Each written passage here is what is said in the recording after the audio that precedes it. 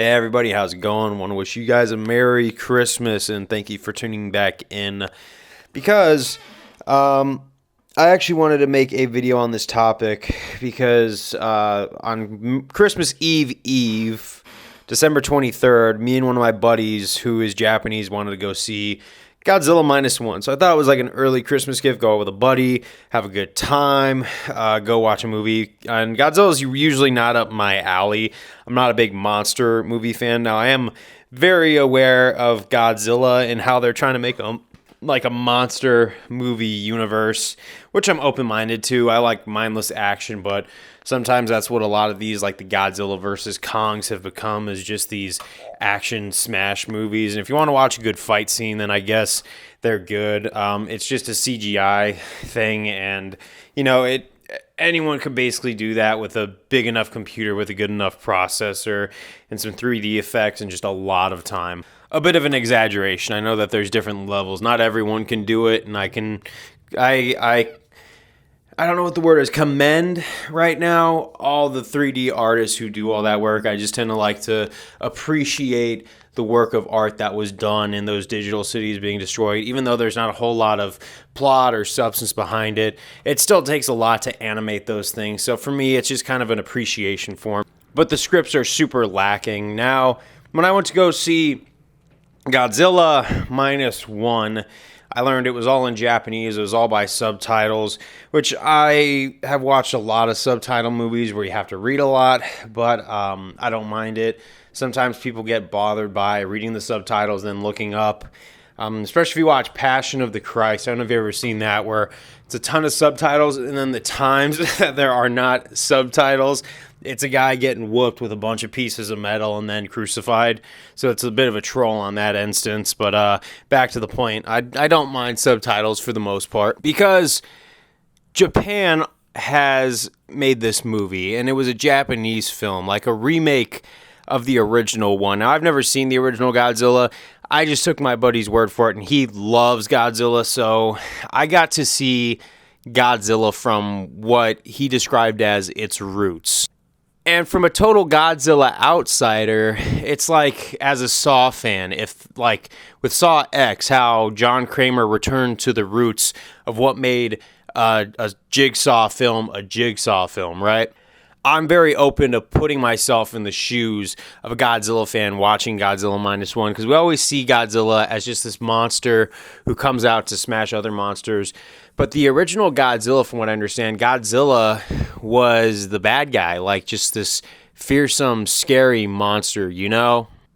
And unless you watch that 1999 Matthew Broderick movie, Godzilla was never much of an antagonist to me. So when I walked back into this movie, the way they painted Godzilla was a very terrifying spectacle, and especially with the plot of how it comes out where it's the end of World War II and Japan's putting itself back together and they have to again deal with Godzilla. The atmosphere of the film had a very great script to it about putting your life back together, moving on from defeat. It just had a very human element because a lot of these movies come out and it's all about winning and staying winning. So it kind of puts a bad taste in reality for people who suffer defeats, which, let's be honest, if you're human, you've suffered a defeat. So it's a very relatable thing. We've all been there where we've all taken a gigantic fat L and we are looking to rebuild ourselves. And especially this guy, he's got guilt. It opens up where he's a kamikaze pilot and he abandons his post. They find nothing wrong, and then he even gets all the mechanics unalived because Godzilla comes out and he doesn't want to pull the trigger when it comes time, even though it probably wouldn't have done anything. But I think like that thing of what if I pulled that trigger like lingers over him the entire time, so he's a very guilty soul. But yeah, they discover Godzilla and he tears a bunch of things up. It's a lot of destruction. Godzilla is a force to be reckoned with in this one. He was highly deadly. In fact, that look on his eyes he had in the movie, like especially when he's chasing him down in that boat scene, I was pretty scared. I was actually pretty terrified for what Godzilla was doing because Godzilla was actually horrific in this movie. Like the way he was portrayed CGI-wise, like they really wanted to bring back the Godzilla as an antagonist again this time. And it just, I've never seen such a zombified Godzilla, especially with the CGI, right? Like, the CGI was very well done, and Godzilla looks pretty awesome. But the CGI really mimicked that of the old style Godzilla, like a very robotic, he's a guy in a suit kind of thing, even though you know he wasn't. I mean, he had more dynamic to him, but when he was moving, he was super stiff, like it was a callback to the original films. Because they could have done some much crazier animations, but you could tell that the filmmakers just wanted to make it have that original gigantic zombie with atomic breath feel, which was actually even more terrifying because it just looked like Godzilla was just this stone cold killer. Especially when he busts out the atomic breath, and you could tell it's a gigantic reference to the nuclear bombs dropped in Japan in World War II. It just seems like they put a lot of thought into this script. And the funny thing about this whole movie, and I guarantee I recommend you guys check it out, it showed us what we missed in a movie. Substance, thought behind it, deep symbolism. And when you look at this compared to other Hollywood movies, it doesn't even come close. I mean, a lot of Hollywood nowadays is just about like representation and overdoing it to the point where you sacrifice a good story. And I'm not a guy who has a problem with diversity, so before the Twitter bots come after me, I just want to make that very clear. I don't have a problem with having diverse casts or anything like that, but when you make it specifically about diversity for the sake of the story, this video has been, that statement has been made in millions of videos, so I know I'm not alone on this one because a lot of the movies just come down to cringe sometimes. But this one had the proper like reps behind it, and it really fit in, and the story made coherent sense, and it actually had a really awesome dialogue about overcoming your demons, and you don't see a whole lot of that.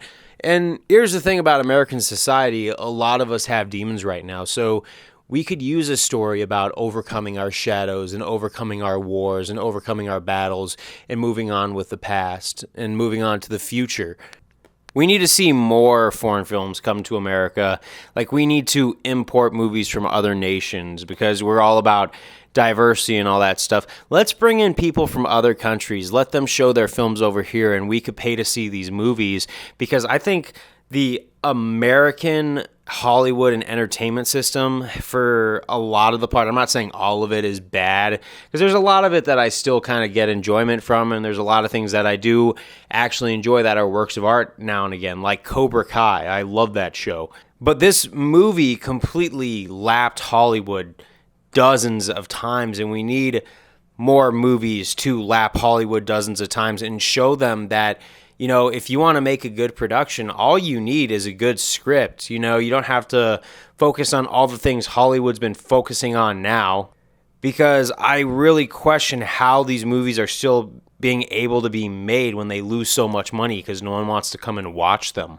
But this one had thought in all the things, nostalgia factor, how to mix old with new, because as a remake, it really kind of showed that, you know, you could have the old elements and still put new spins on it. Like going back to the way Godzilla was animated, it reminded me of an old-fashioned Godzilla, but it looked pretty interesting, like really realistic. You can mix all that stuff, and you can bring together the new viewers of cinema and the old viewers of cinema and hand down traditions that have worked and really made movies what they used to be.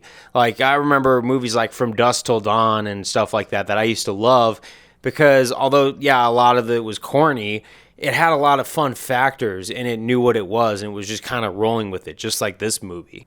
But I recommend everybody go see Godzilla -1 because this thing blew my mind long term. Now, I had a lot of thoughts when I left the theater, but now that I've had a couple days to digest it, I just want to pass it forward and make this video about it. And what were your thoughts if you saw it? Do you agree with me? Do you disagree?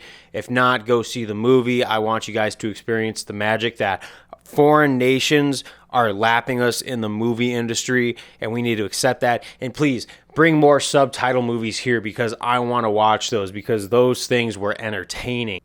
But have a Merry Christmas. Have a Happy New Year. I'll see you guys on the next one, whether it's this year or next year.